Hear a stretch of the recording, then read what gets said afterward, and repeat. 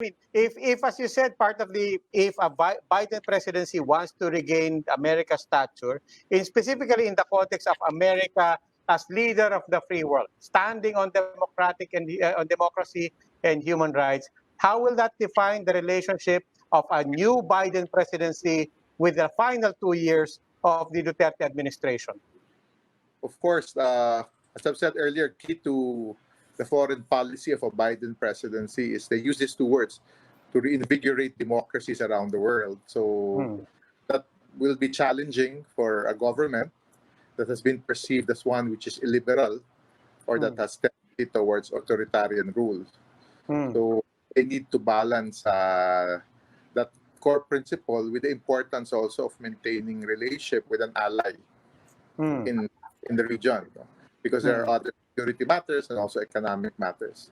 So it might take a Biden presidency some very challenging relationship, but maybe they can also help ensure that democracy should reign in the country also. They can maybe not go extreme of really defining the government right now as one that's illiberal, but maybe work on that. Hopefully, the last 2 years we'll see some improvements in terms of democratic. I mean, to be explicit, the other side of that tightrope, as you pointed out, is the South China Sea, China, and so on. Recently, the president reasserted, for the first time, asserted and acknowledged our arbitral ruling, pushing against China, having a very strong message, relatively speaking, the strongest message he's had with regards to the South China Sea. That sort of gave a Biden presidency a little more breathing room and a little more confidence to walk that tightrope. Yes, I think so, because when you look at security or defense matters, I think in Washington, D.C., there is this bipartisan belief that there is importance to strengthening their role in security matters, especially in South China Sea or West Philippine Sea. And you would see that maybe Biden, being a former vice president of President Obama, would have learned their lessons of trying to give some space for China to become good global citizens. But what we have seen, especially after the 2016 arbitral award, is they cannot be good citizens, and they will use their aggressive stance with regards to assessing really their strength or their power in the region. And the U.S., not only the U.S., but the U.S. will be part of a broader coalition, I believe, of like-minded democracies that it has really shaped this past few years.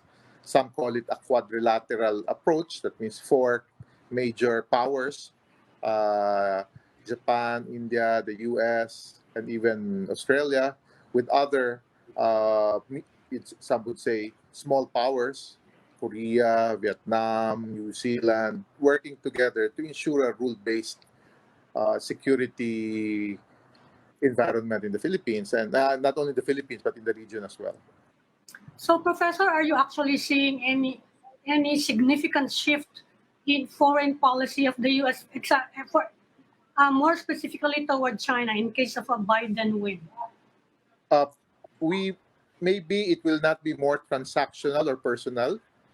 With what has happened with Trump, it's all about him and his belief. But in terms of, you'd say, hard position with regards to China and its aggressiveness in the region, I think there will be the same. It will be the same. Yes. But maybe what Biden would do is bring more Asia-Pacific country, or what they call now countries within the Indo-Pacific region, to become part of. And we have seen that with actions already coming from the military, the Pacific Command. Yes, I think even the Philippine government participated in some joint naval exercises with other countries in Asia-Pacific or Indo-Pacific.